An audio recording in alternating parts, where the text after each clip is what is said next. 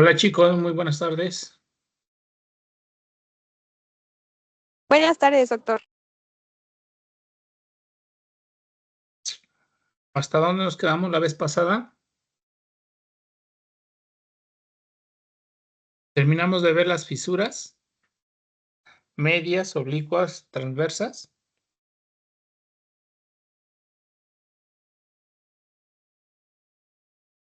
Hola, Sí, doctor. ahí vimos la fisura palatina y labio hendido. Lo acabamos. Sí, doctor, sí las vimos. Me avisan cuando ya la vean. Ya se ve, doctor. Este ya lo vimos, ¿verdad?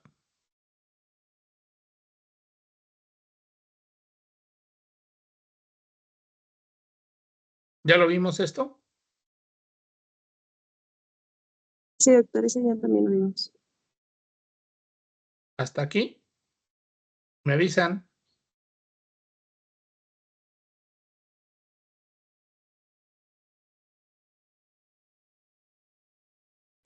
Doctor, ya lo vimos. No, sí, todavía no. Bueno, entonces yo solamente ahorita les voy a mostrar diferentes tipos de imágenes de fetos en la cual, pues bueno, ya se dan cuenta que encontramos deformidades por deficiencia de sónico erizo, que se le llama como ciclopia. Ya saben ustedes, un globo ocular. Este es una nariz muy rudimentaria y sin presencia en este caso de nariz. Este es una etmocefalia, donde tenemos un globo ocular, pero tiene dos, en este caso dos córneas, si se dan cuenta, un probóscide que también, y no tenemos en este caso nariz. Este es un paciente con cebocefalia donde tiene hipotelorismo, ¿ok? Tenemos en este caso un orificio nasal y bueno, vamos a encontrar muy seguramente también datos de holoprosencefalia que son defectos de la formación del sistema ventricular. Podemos hablar de un sinfín de síndromes que, pues bueno, están asociados con los defectos, sobre todo de los arcos faringios. Bueno, aquí solamente les voy a mencionar uno, no van a ser todos. El síndrome de Pye se le llama así porque este síndrome está caracterizado por pólipos nasales, además de encontrarse con lipomas intracraneales, agenesia del cuerpo cavilloso, pero lo característico es la fisura palatina media. Si se dan cuenta, aquí se cerró el proceso nasomedial con el proceso maxilar en este sitio, pero a nivel de, en este caso, de lo que es las crestas palatinas, pues bueno, se dan cuenta, no se formó. Aquí tenemos pólipos nasales, ¿ok? Este es un paciente que tiene criptoptalmos, es decir, no tuvieron apertura en este caso lo que son los párpados. A lo mejor seguramente tenemos un globo ocular muy rudimentario, pero esto es por la falta de migración realmente de lo que son las placas, las placodas del cristalino. Aquí encontramos la deformidad importante de lo que es la pirámide nasal. Este es el proceso nasomedial, y fíjense cómo el proceso maxilar casi se fusiona con, en este caso, con el proceso nasomedial. Entonces tenemos fisura hendida bilateral con fisura palatina media. El síndrome de Abléfaro, principalmente así se le llama Abléfaro, ¿por qué? Porque encontramos un poco de hipoplasia a nivel de lo que es la parte vertical de los huesos frontales y como tal lo vamos a encontrar sin ceja, sin reborde supraorbitario y sin pestañas o en este caso un párpado muy rudimentario. La imagen muy característica, pues bueno, es como si fuera la forma de un triángulo. Vamos a tener en este caso precisamente la cara triangular. Es muy característico. Pudiera corresponder también a lo que es el síndrome de Goldenhar, que lo vamos a ver más adelante. El síndrome de Abléfaro, si se dan cuenta, otro feto donde no tenemos pestaña, no tenemos rebordes supraorbitarios, no tenemos realmente un párpado muy rudimentario.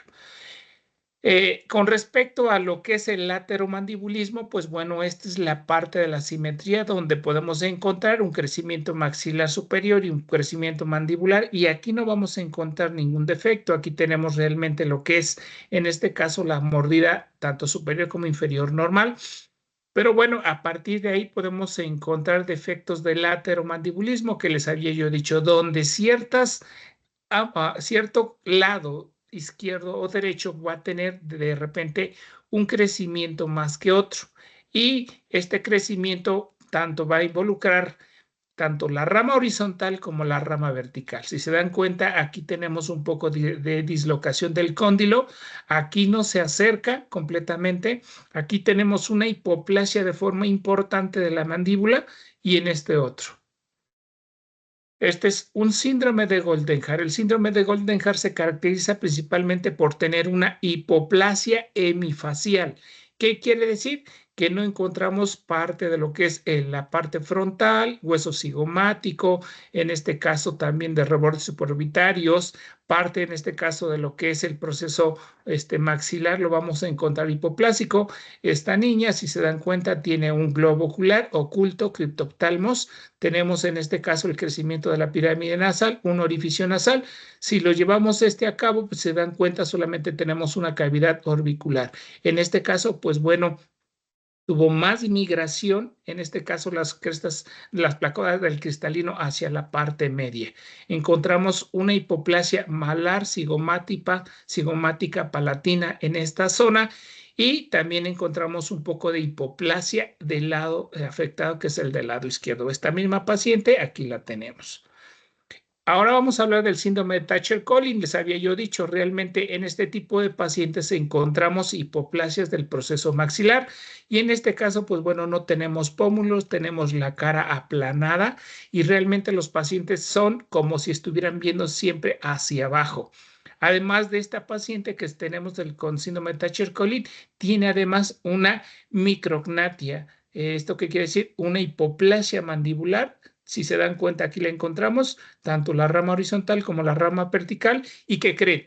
También tenemos implantación baja de pabellones auriculares, un poco de deformidad también de lo que es en este caso el pabellón auricular. Este es otro paciente, si se dan cuenta, acuérdense ustedes que el proceso maxilar me va a formar el párpado inferior. Aquí no tenemos formado bien lo que son las pestañas, tenemos la cara aplanada. ¿Sí? En este otro paciente la tenemos aplanada. Aquí tenemos una hipoplasia importante de lo que son los tubérculos auriculares. Si se dan cuenta, este es una oreja en forma de cacahuate. Y pues bueno, lo característico, aquí sí tiene crecimiento mandibular, pero la parte media es la parte más afectada del síndrome de Tacher-Collin. Esta es otra paciente donde encontramos el síndrome de Goldenhar, que es igual, es una asimetría hemifacial, ¿ok? Hemifacial, que puede ser uno u otro lado, ya con ventana ósea. Fíjense cómo en este caso encuentro yo hipoplasia de la parte ósea, de la parte mandibular. Es otro paciente con síndrome de Goldenhar. Tenemos un poco de hipoplasia, encontramos un poco lo que es apertura de lo que es el pabellón auricular. Esta es otra paciente también con síndrome de Goldenhar, las deformidades en el pabellón auricular, las deformidades en la mandíbula, en el pómulo. Este es el paciente con síndrome de Pierre-Robin, en la cual tenemos micrognatia, donde encontramos una mandíbula muy pequeña, muy rudimentaria. Sin en cambio aquí, pues bueno, la lengua sí tiene crecimiento y este tipo de pacientes normalmente siempre están como si estuvieran sacando la lengua, como si tuvieran macroglossia, y no es macroglossia, sino simplemente tienen una mandíbula realmente muy hipoplásica. Este tipo de pacientes son los pacientes más difíciles para intubar, los que son anestesiólogos y se enfrentan a este problema, pues bueno, van a tener problemas para intubar. Síndrome de Pierre-Robin. Lo característico. Hablamos ya de lo que es la implantación baja del pabellón auricular. Esta es una línea horizontal más o menos donde tiene un crecimiento adecuado. Este es otro paciente donde tiene realmente implantación de baja de lo que es el pabellón auricular. Hablamos ya, pues bueno, de dónde viene ese pabellón auricular, cómo se forman estos tubérculos del primero y el segundo par, ¿ok? Hasta tener esta forma y este crecimiento. Ya hablamos de lo que es la clasificación de Max, donde tenemos en este caso lo que es deformidades y falta de crecimiento del pabellón auricular, dependiendo hasta la presencia de anotia, donde no tenemos ningún pabellón auricular. Algunas veces, acuérdense ustedes que esto realmente es del primer arco y del segundo arco. La hendidura La hendidura, en este caso faríngea, que forma lo que es el conducto auditivo externo, muchas de las veces no se tiene comunicado directamente hasta el tímpano. Y este tipo de pacientes normalmente van a culminar con hipoacusia o con defectos sobre todo de audición. ¿Ok? Vámonos ahora a hablar un poco acerca de defectos que ya habíamos dicho. Vamos a encontrar los quistes dermoides, los encefaloceles y los gliomas ectópicos. Los quistes dermoides muy seguramente ya lo saben, ya saben ustedes que realmente es una enfermedad congénita benigna de origen embrionario.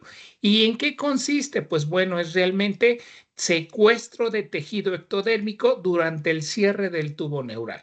Y bueno, al tener tejido ectodérmico, pues bueno, saben ustedes que es realmente el componente de la piel. Y bueno, este componente de la piel se queda ahí dentro de lo que es el tejido mesenquimatoso.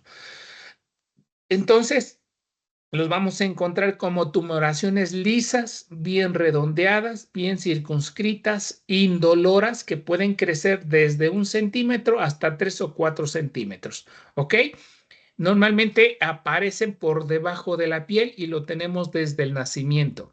La ubicación más frecuente va a ser sobre todo en la línea media, a nivel de lo que es el puente, a nivel de lo que son las cejas, la cola de la ceja, a nivel de la cavidad ocular, a nivel de la parte de la nariz, a nivel de lo que es la cavidad oral y algunos a nivel de lo que es el cuello. Pero bueno, ahí los tenemos. Normalmente este tipo de lesiones, como tienen todos los elementos de la piel, pues bueno, se descaman. El pelo, la piel muerta, el sebo, las glándulas sudoríparas y van creciendo de forma paulatina, ¿ok?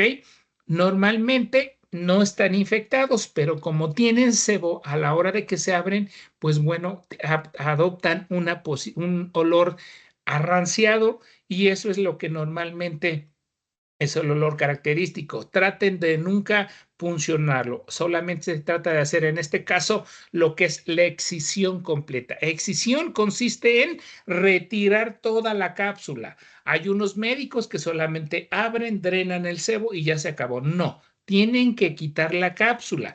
La cápsula es funcional y si no se quita, se va a volver a tener recidiva. Son los sitios más comunes, acuérdense ustedes, la línea media, las cejas, la cola, el globo ocular, las cavidades nasales, las cavidades orales y en la línea media de lo que es el cuello.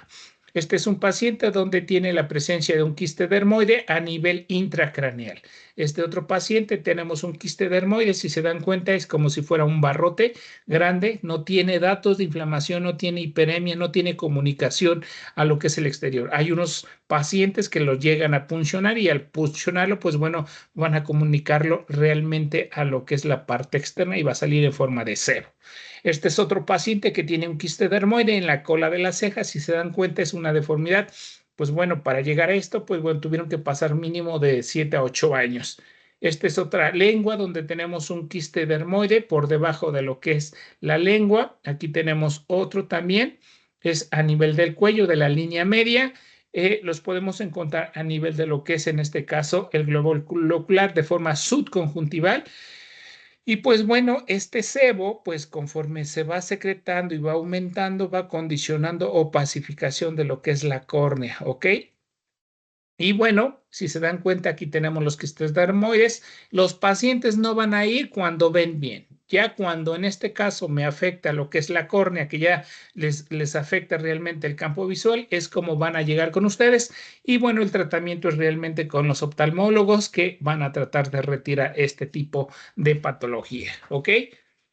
Ahora vamos a hablar de los encefaloceles y bueno, esto es muy común encontrar sobre todo en la línea media, en lo que es en la sutura sagital, a nivel de lo que es la parte occipital y a nivel de lo que es la parte sincipital, ¿ok? Acuérdense ustedes que en este caso la parte vertical de lo que es el hueso frontal se van a unir con los huesos propios de la nariz Y en este sitio es por la falta realmente del cierre del proceso nasal con lo que es el proceso nasomedial. ¿Ok? En este sitio es donde pueden ocurrir defectos óseos y en la cual pueden condicionarme herniación de meninges o herniación de tejido cerebral, dependiendo en este caso el tamaño realmente del defecto. Y pues bueno, ya saben ustedes que es un defecto del tubo neural. Normalmente son pequeños, algunas veces los encontramos a nivel de la nariz o en este caso en la frente, ¿ok? Lo característico de estas patologías es que este tipo de pacientes van a tener alguna discapacidad intelectual. Vamos a encontrarlos con microcefalias, problemas visuales, retraso del crecimiento y crisis convulsivas desde la infancia. ¿Ok? Llega el paciente, es un infante, todo muy bien. Tuvo un crecimiento lento, tuvo dificultades para hablar, para hacer algún movimiento, pero el pediatra se da cuenta y lo manda con el neuropediatra. O en este caso presentan crisis convulsivas y bueno, lo mandan a hacer su tomografía y en la tomografía ya se ven los defectos que encontramos en este sitio. ¿Ok? Cuando tenemos encefaloceles del 75 al 40%, pues bueno, ya les dije, el organismo de la mamá es muy sabio y cuando tiene varias deformidades, su mismo cuerpo los condiciona y los aborta, ¿ok? Pero si se aferra a la vida, si se aferra en este caso a vivir, pues bueno, va a tener el crecimiento y pues bueno, se encuentra asociados también a malformaciones del sistema nervioso. Es más común en el sexo femenino.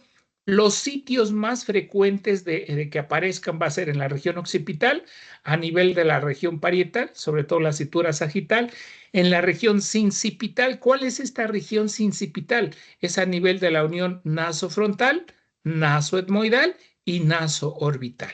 ¿Ok? ¿En qué paciente se ha visto? Bueno, anteriormente, si ustedes han escuchado, pues bueno, les decían, cuando hay una comunidad, en este caso, que no tratan de aceptar gente foránea, pues bueno, entre ellos se empiezan en este caso a casarse, entre ellos, entre familias, entre consanguíneos. Por ejemplo, aquí nosotros tenemos la región de Chipilo, tenemos en este caso los menonitas y ocurría este tipo de patología. Entonces, en este tipo de poblaciones, cuando tienen algún defecto, pues bueno, se va a potencializar y se va a presentar.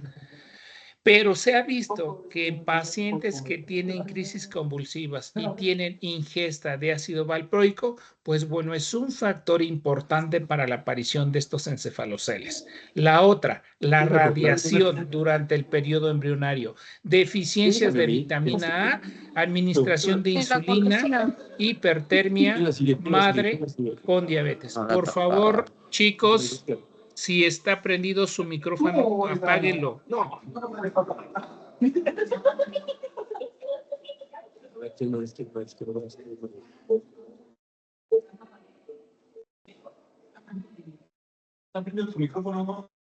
Aide Juárez, apaga tu micrófono.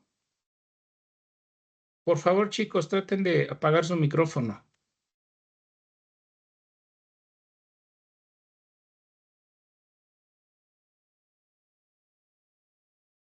Y bueno, como tal son este tipo de patologías más relacionadas con la aparición de lo que son los encefaloceles.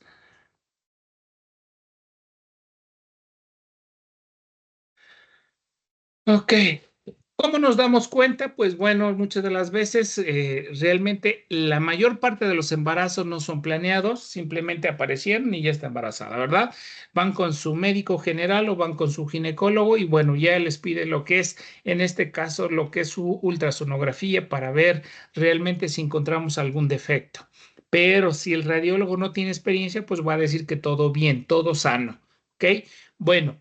Aquí, la ecografía, pues afortunadamente ya hay aparatos de alta definición donde se ven más los defectos, en este caso corporales, y pueden ayudarnos sobre todo protuberancias y masas a nivel de la porción cefálica. Y en caso de que apareciera esto, pues bueno, pedimos una resonancia magnética, no afecta en nada a lo que es el crecimiento y en este caso el desarrollo de lo que es el bebé. Y en la resonancia magnética ya podemos encontrar realmente la presencia de defectos, donde se encuentra, cómo va a aparecer. ¿Ok? ¿Cómo lo podemos prevenir? Ya saben ustedes, normalmente si tenemos planeado un embarazo, pues bueno, la administración de ácido fólico, ¿ok? Aproximadamente de 2 a 3 meses antes de intentar, en este caso, lo que es un embarazo. La dosis normalmente recomendada es de 0,4 hasta 4 miligramos, que vienen las tabletas de ácido fólico de 4 miligramos, ya usted solamente la compran y nada más. Si tenemos en este caso una mujer embarazada que ya tuvo la presencia de encefalocele, se recomienda aumentar la dosis, sobre todo para evitar nuevamente la aparición de este encefalocele. Aquí tenemos, pues bueno, si se dan cuenta, es un ultrasonido tridimensional donde encontramos un defecto a nivel entre lo que es la frente y lo que es la nariz, y encontramos esta masa, ¿ok? Lo llevamos realmente a lo que es la resonancia y ya vemos lo que es realmente el defecto. Estos solamente son ultrasonidos, ¿ok? Ahora, entonces ya les había yo dicho, pueden ser en la región occipital, parietal o en la parte sincipital. Aquí lo encontramos a nivel del sitio de la sutura sagital. Aquí lo tenemos a nivel de lo que es la parte nasal. Este es a nivel de la región occipital. Lo encontramos en estos sitios. Es más común localizarlos en el sitio sincipital. Este es otro. En esta imagen ilustrativa, encontramos aquí el defecto donde va a condicionar la herniación realmente del tejido cerebral. Acuérdense ustedes. Aquí encontramos el defecto occipital. Aquí lo encontramos a nivel parietal. En este sitio, muchas de las veces pueden sobrevivir a la cirugía este tipo de pacientes, pero vamos a encontrarlos con deficiencias, en este caso neurológicas. Esta otra imagen ilustrativa donde tenemos el defecto, donde genera lo que es la herniación del tejido cerebral. Este es a nivel de la cavidad nasal. Muchas de las veces, por ejemplo, en este paciente, pues bueno, se sometió a cirugía con la finalidad de reducir lo que es el tejido cerebral y muchas de las veces para prevenir sobre todo los procesos infecciosos. Aquí puede llegar una bacteria y pues puede condicionar erosión de la piel y penetrar directamente a lo que es la dura madre y condicionar un problema de encefalitis. ¿Ok? Si se dan cuenta, es un paciente con defectos del tubo, en este caso de la fusión nasomedial. Tenemos el hipertelorismo, si se dan cuenta, aquí lo tenemos. Y también tenemos un encefalocele. Este paciente se somete a cirugía y pues bueno, ya lo reconstruyeron, pero muchas de las veces van a quedar con secuelas de tipo neurológico. Los gliomas ectópicos, también llamados amartomas neurogénicos, no es más que tejido nervioso, ¿ok? En este caso, con células gliales de forma ectópica. ¿Qué quiere decir? Que no se integró directamente a lo que es en este caso el tejido cerebral propiamente de los hemisferios. Realmente es tejido ectópico y pues bueno, como tal está rodeado de tejido glial no estructurado. Y pues los sitios más comunes de localización va a ser a nivel de lo que es el puente nasal, a nivel de la cavidad orbitaria, a nivel del espacio subdural, ¿ok? Pero pues bueno, es lo que yo les decía, crecen normalmente en el dorso, pero la mayor parte se encuentran a nivel de lo que es la cavidad nasal. En otros sitios que podemos encontrar, pues los podemos encontrar en otro sitio que normalmente es en la faringe o a nivel de lo que es la parte intradural. El tratamiento, pues normalmente es quirúrgico, no hay tanto problema especial. En este tipo de pacientes solamente serían los que arrastran, en este caso, tejido de dura madre. Puede ser un tejido ectópico, no fusionado al tejido, a los hemisferios, pero pueden tener en este caso en la parte externa dura madre.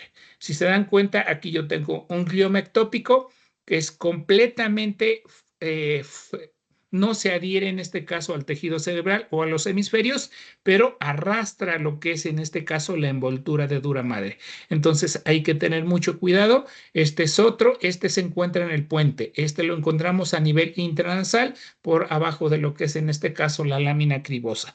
Si se dan cuenta es el tejido glial, pero arrastra también en este caso lo que es parte de su envoltura, que es la dura madre. Y aquí lo tenemos en este caso, en este paciente. ¿Cómo nos vamos a dar cuenta cuándo es encefalocele y cuándo es un glioma ectópico? Bueno, el glioma ectópico normalmente es duro, bien circunscrito. Con las maniobras de Valsalva, cuando el niño llora, no tiende a crecer. En el encefalocele, sí, en el encefalocele cuando llora va a tener crecimiento y va a aumentar de tamaño cuando el paciente llora. Aquí es un glioma ectópico, si se dan cuenta, ya despitalizado y en este caso, pues bueno, se tiene que retirar para tratar de evitar una neuroinfección. Este es un paciente donde tenemos en este caso una lesión. Si se dan cuenta, este es otro paciente que también lo tenemos, que tiene un orificio, pensarán que es un barrito o un punto negro y pues bueno, es un glioma ectópico. La aplasia cutis, que pues bueno, ya lo vieron ustedes, que es un defecto casi del cierre de lo que es el tubo anterior, casi se cerró, pero me va a condicionar esta lesión de piel hipoplásica en la parte del vértex. Son las diferentes formas de, en este caso, de aplasia cutis. Si se dan cuenta, tengo una piel hipoplásica muy rudimentaria, no tiene todas las características de la piel, pero ¿qué creen? Miren, aquí tenemos defecto de la parte ósea, donde en algunas veces permite la herniación de lo que es, en este caso, la dura madre. En este otro paciente no tenemos la herniación de la dura madre. Y en este, pues muchas de las veces, la mayor parte son defectos como en este caso. Se cerró completamente la tabla ósea y no encontramos ningún otro defecto. Entonces, cuando tengamos un paciente de este tipo, pues es recomendable mandarlos, en este caso, con tomografía o resonancia magnética para ver algunas otras anormalidades. Hablamos en clases anteriores la presencia de fístulas preauriculares. Y bueno, no le pusimos tanto detalle, solamente les había yo dicho que en algunas pacientes se pueden infectar.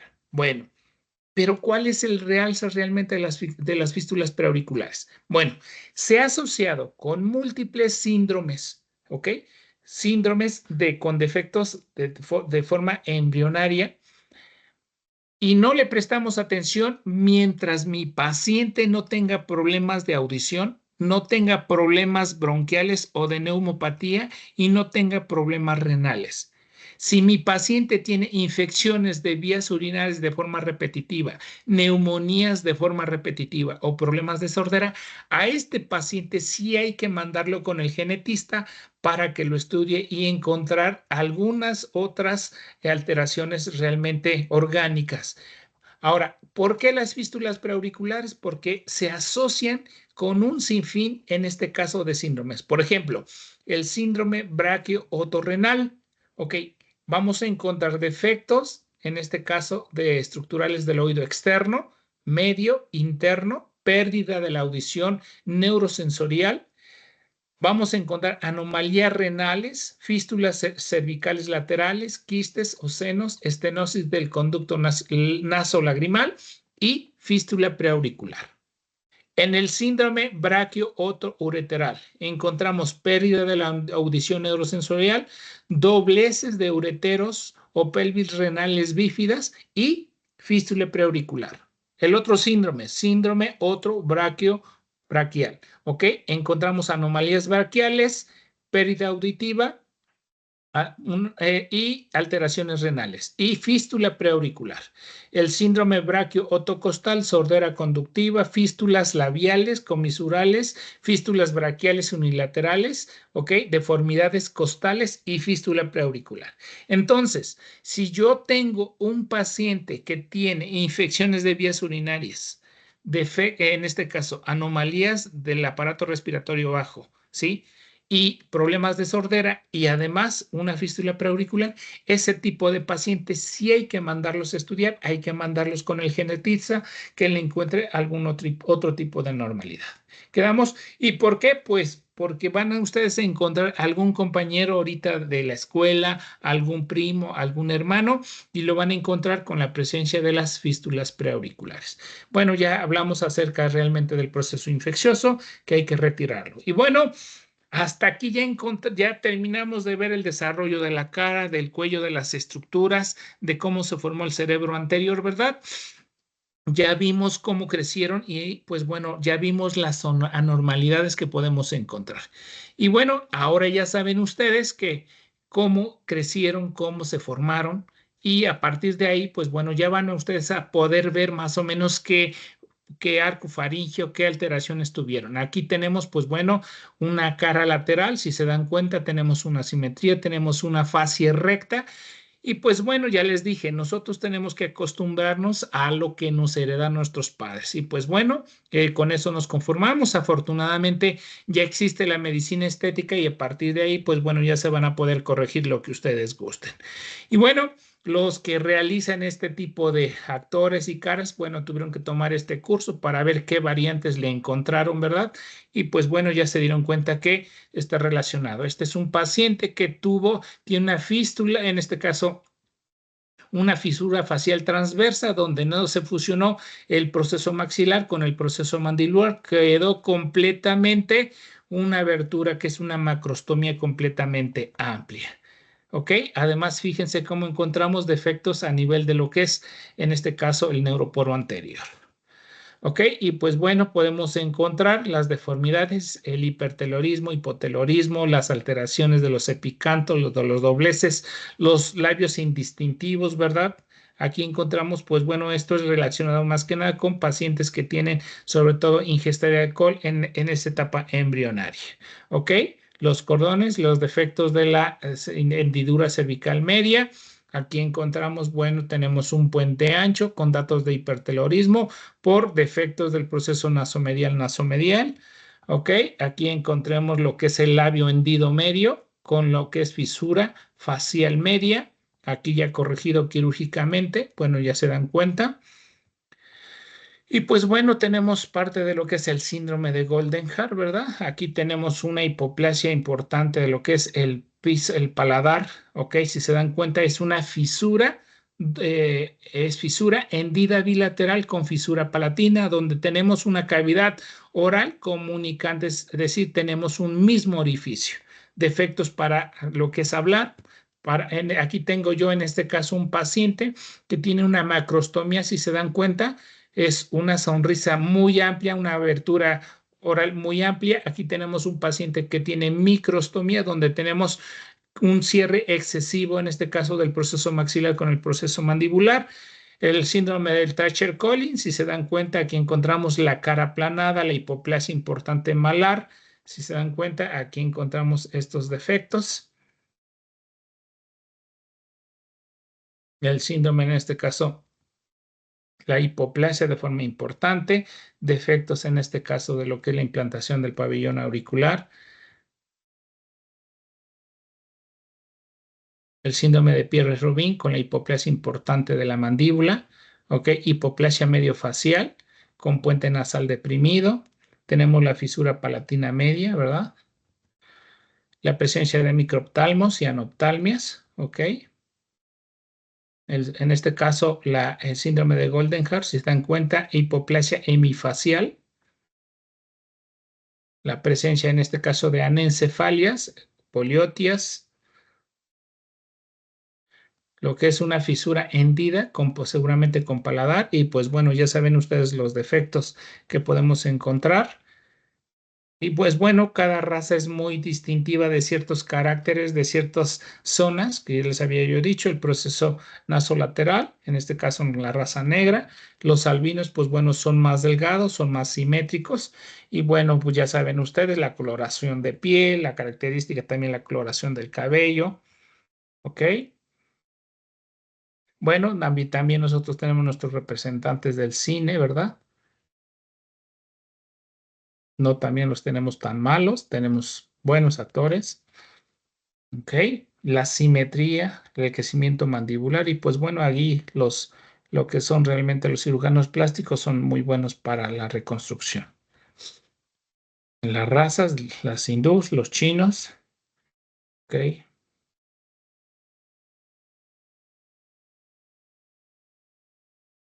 Y terminamos de ver lo que es defectos craneofaciales, ¿ok? Entonces, vamos a continuar con nuestro primer tema de cráneo hipertensivo. ¿Alguna duda que tengan? ¿Alguna pregunta?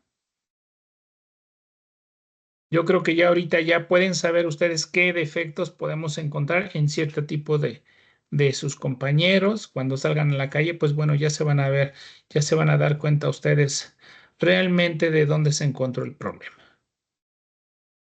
¿No hay dudas? No, doctor, gracias. No, Bueno, doctor. el síndrome de cráneo hipertensivo o hipertensión intracraneal, como ustedes lo quieran, es una patología muy frecuente que muchas de las veces pasa desapercibida, sobre todo con los médicos de primer contacto. ¿Ok? Y bueno, ¿qué es la presión intracraneana? Tenemos que hablar un poquito acerca de lo que es lo normal para saber lo anormal. Bueno, la presión intracraneana es el resultado de de un equilibrio, ¿ok? De los contenidos, ¿sí? Que se encuentran dentro de la bóveda, ¿ok? ¿Y qué contenidos tenemos? Tenemos el tejido cerebral, tenemos en el tejido sanguíneo y tenemos el líquido cefalorraquídeo. Bueno, la suma de estos tres contenidos son lo que me va a condicionar la presión intracraneana. ¿Quedamos? ¿Y cuál es lo normal? Vamos a tener una presión de 12 a 19 milímetros de mercurio con una media de 15. Entonces, cuando les pregunto yo, ¿cuál es la presión intracraneana normal? Me tienen que decir de 15 o de 15 a 28 centímetros de agua. Y acuérdense ustedes que en este caso 1 milímetro de mercurio equivale a 1,35 centímetros de agua. ¿Ok? Pero lo más característico es en milímetros de mercurio. 15 milímetros de mercurio. ¿Ok? ¿Cuándo decimos que tenemos hipertensión intracraneana? Cuando tenemos más de 20 milímetros de mercurio o de 27 centímetros de agua. ¿Ok? Pero esta presión debe estar sostenida de más de 5 minutos para decir que tenemos presión intracraneana. ¿Ok? Entonces, la suma de estos contenidos es lo que me va a condicionar la presencia de lo que es en este caso la presión. Y bueno, ¿qué es entonces hipertensión intracraneana? Son un conjunto de signos y síntomas ocasionados por el aumento de la presión dentro de la cavidad endocraneana o es la presión que ejercen los elementos internos sobre la dura madre. Acuérdense ustedes que en este caso la bóveda es tejido óseo, ¿verdad? Y la dura madre es la parte interna que se adhiere realmente a lo que es en este caso mi hueso. Pero como la dura madre es la que tiene las raíces nerviosas, son las que van a detectar la presión, es la responsable realmente que va a condicionar lo que es el dolor de cabeza. Y bueno, estas presiones tienen que estar sostenidas arriba de 20 milímetros de mercurio durante más de 5 minutos. A partir de aquí decimos que es anormal. Bueno, ¿por qué decimos de más de 5 minutos? Pues bueno, cuando ustedes hacen un esfuerzo físico como actividad sexual, cargar pesado, estar en tren de Lembur, hacer lagartijas, van a condicionar aumento de la presión intracraneana que va a revertirse cuando ustedes dejen de hacer esta actividad. En los pacientes que tienen cráneo hipertensivo, en reposo van a tener esta presión. Entonces, ya saben ustedes, tenemos que hablar de un continente donde en este caso va a ser nuestro neurocráneo. Este neurocráneo, pues bueno, ya saben ustedes que es las partes óseas y la dura madre que se encuentra completamente adherida en este caso al hueso. El contenido vamos a encontrar que es el tejido cerebral, los vasos sanguíneos o el componente sanguíneo y líquido cefalorraquídeo. ¿Ok? ¿Qué porcentaje va a ocupar cada uno de estos? El 80% va a ser el tejido cerebral. ¿Ok? Aquí lo tenemos. La sangre va a ser 150 mililitros, que va a ocupar el 10% tanto de componente venoso como de componente arterial. y 10% del líquido cefalorraquídeo. Si nosotros lo sumamos, pues bueno, ya sabemos que el 80% el tejido cerebral, 10% el componente sanguíneo, 10% el líquido cefalorraquídeo, para que me den una presión, ¿ok? De 15, de 12 a 19 con una media de 15, ¿ok? Esto ya es lo normal. Aquí en este dibujito, pues bueno, vamos a ver lo que es en este caso el flujo venoso y vamos a ver en este caso lo que es la médula espinal, porque son componentes que me van a ayudar a contrarrestar, ¿ok? Entonces, la doctrina de Monroe-Kelly menciona que la suma de los tres componentes me tiene que dar, en este caso, una presión de 12 a 19 con una media de 15. Ok, ahora, ¿qué pasa si uno de los componentes aumenta? Los otros dos tienen que disminuir esa proporción para tratar de compensar ese aumento de volumen. ¿Ok? Si yo tengo un tumor que va a ir creciendo, pues bueno, en este caso el tumor es tejido cerebral, el componente de líquido cefalorraquídeo y el componente sanguíneo tiene que ir disminuyendo para compensar ese aumento. ¿Ok? Si no sucede esto, entonces aumentaría la presión intracraneana. Entonces, la teoría de Monroe-Kelly precisamente es el aumento de volumen de cualquiera de los tres componentes del volumen intracraneal, llámese sangre, líquido cefalorraquídeo o tejido cerebral, debe de ser compensado con una disminución proporcional de los otros dos componentes. De lo contrario, se aumentaría la presión intracraneana. Esta es una teoría que tienen que sabérsela, chicos. Y bueno, en esta gráfica, pues bueno, les comento, tenemos aquí una presión normalmente de 15, donde en este caso comparan la presión intracerebral con la escala de Coma-Glasgow, ¿ok? Y pues bueno, en aquellos pacientes que tienen una presión de 12 a 19, vamos a tener siempre un paciente en la exploración neurológica una escala de Coma de 15, ¿ok? ¿Qué quiere decir? Que está el paciente sano. Pero ¿qué pasa? Fíjense, a partir de que aumenta esta presión intracraneana, 20, 30, 40, pero no desciende, ¿qué es lo que pasa? Fíjense la escala de Coma-Glasgow. Empieza a disminuir. Entre más alta presión intracraneana, vamos a tener una disminución de la escala de Coma-Glasgow. ¿Qué quiere decir? Entonces, que la escala de Coma-Glasgow es un predictor para la valoración de la integridad y de la función neurológica. Es el siguiente tema, pero de una vez se los puse. ¿Ok? Y como pues tenemos tres componentes, el tejido cerebral, pues yo no me voy a detener ahí, ya ustedes lo saben, ya lo vieron lo que es en este caso en neuroanatomía, no me voy a detener más a eso. Vamos a ver el componente del líquido cefalorraquídeo, ¿ok? Vamos a ver qué es. Bueno, es un líquido incoloro, inodoro, que se forman en los plexos coroideos. Estos plexos coroideos se encuentran dentro de lo que es el sistema ventricular lateral de ambos hemisferios. Ahí los encontramos, plexos coroideos, ¿ok? Y pues bueno, ahí en estos plexos coroideos tenemos unas células que se le llaman así, células de superficie ependimaria. Y estos son los encargados realmente de la producción de este líquido cefalorraquídeo. Y como tal, pues bueno, este líquido cefalorraquídeo se utiliza energía, entonces se producen por transporte activo.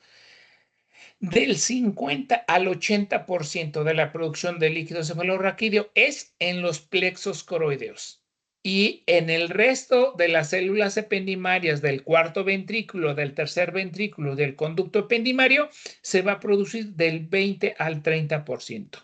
No es de todo en este caso a nivel de los plexos coroideos. Ahora, si yo tengo en este caso un tumor de plexos coroideos, van a producir mucho líquido cefalorraquídeo, ¿ok? Y en esta imagen, aquí yo tengo, en este caso, los ventrículos laterales. Tomo yo una imagen microscópica y aquí yo encuentro en este caso un plexo coroideo. Y donde tenemos aquí mi flujo capilar, ¿verdad? Mi vaso, en este caso capilar cerebral. Y pues bueno, aquí pasan a la parte basal de este plexo coroideo, y pues bueno, por medio de diferentes mecanismos intracelulares se va a drenar al espacio intraventricular. Ahora, son alterados por la presión arterial media, por la frecuencia respiratoria y por la frecuencia cardíaca. Cuando mi paciente está deshidratado, ¿qué creen? Pues simplemente no va a producir líquido cefalorraquídeo. Si mi paciente está bien normovolémico, pues no va a tener ningún problema. La frecuencia cardíaca también va a alterar eso. Si yo tengo un paciente con bradicardia, pues este flujo se va a ver completamente alterado. La frecuencia respiratoria, entre más respiración, pues vamos a condicionar mayor drenaje del mismo y en este caso vamos a tener una muy buena producción de líquido cefalorraquídeo.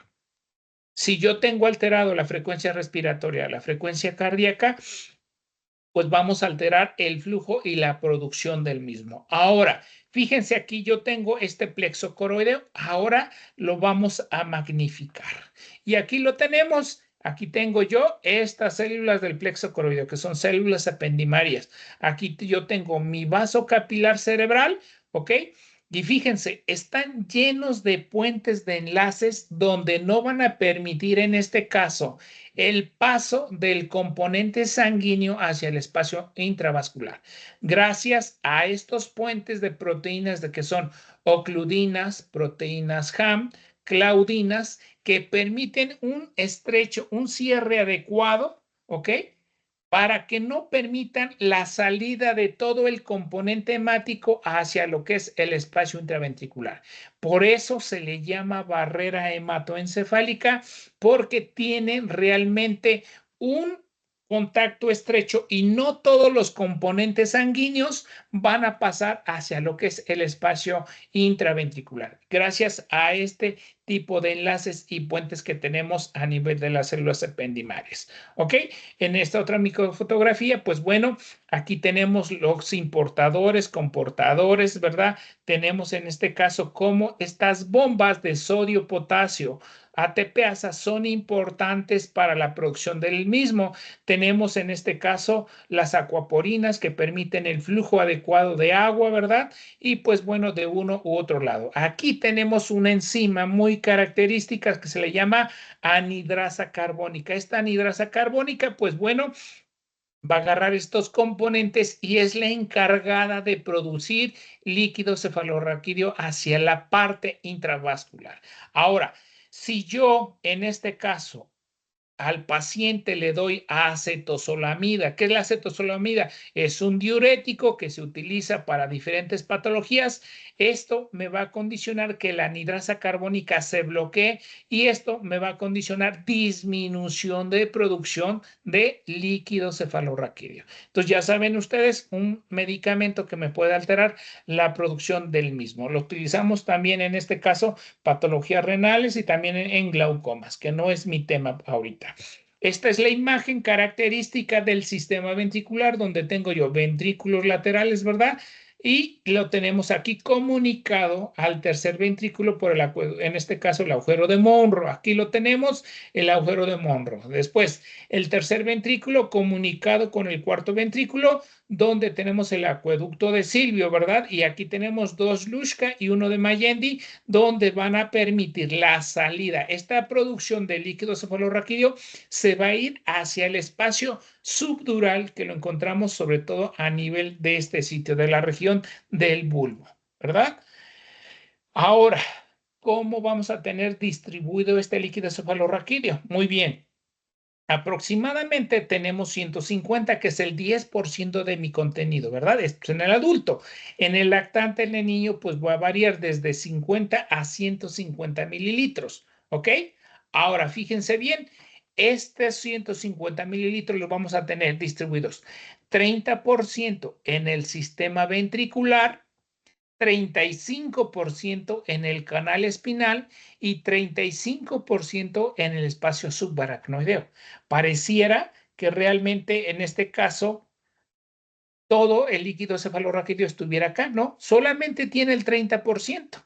Y en el resto, lo que es canal espinal y el espacio subaracnoideo, vamos a tener el otro 70%, 35 y 35%. ¿Ok? ¿Qué tanto se produce? Pues bueno, ya saben ustedes que va a depender del flujo sanguíneo cerebral, de su TAM, ¿ok? Se produce de 0.4 mililitros en un minuto. ¿Qué quiere decir? que en una hora vamos a tener una producción de 20 mililitros. Y si esta lo llevamos a 24 horas, vamos a producir de 400 a 500 mililitros en un día. ¿Ok? Ahora, esta producción, una vez que se produce, va a tener una vida media. Esta vida media es de 3 horas. ¿Y en qué consiste esta vida media del líquido cefalorraquídeo? Primero se produce, circula por todo lo que es el sistema ventricular y va a pasar al canal espinal, al espacio subaracnoideo y se va a reabsorber a nivel de las granulaciones de Pacchioni y se entra nuevamente a la renovación. ¿Ok? Y efectivamente, realmente como es una cavidad y en esta cavidad es líquido cefalorraquídeo, realmente cuando decimos que la presión intracraneana, estamos realmente midiendo la presión intraventricular y es una presión de 15 milímetros de mercurio con una de 12 a 19 milímetros de mercurio. Esta es la variación. ¿Quedamos? Ahora, el componente del líquido cefalorraquídeo. Bueno, ya se dieron cuenta. Nos quedamos aquí, chicos, por la hora. Continuamos el día de mañana. Mañana terminamos de ver el componente del líquido cefalorraquídeo y terminamos de ver lo que es el componente sanguíneo. Veo que cada vez se van conectando menos. Por favor, los invito a que sigan estudiando. Nos vemos el día de mañana. Gracias, doctor. Hasta luego. Gracias, Hasta luego, doctor. gracias. Ah. Bye.